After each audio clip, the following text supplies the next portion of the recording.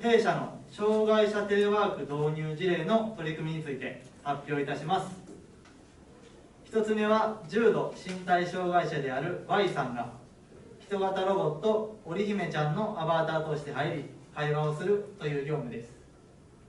Y さんの体力やご利用者の人数などを考慮し1人10分から15分ほど会話します。 Y さんの勤務時間についてお気づきの方もいらっしゃるかと思いますが、週20時間未満ですので、この場合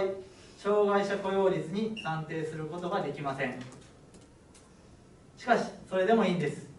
Y さんの労働の場を提供できること、そして何よりも Y さんが会社にとって必要な仕事をしてくれています。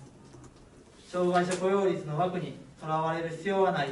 と会社として判断した結果です。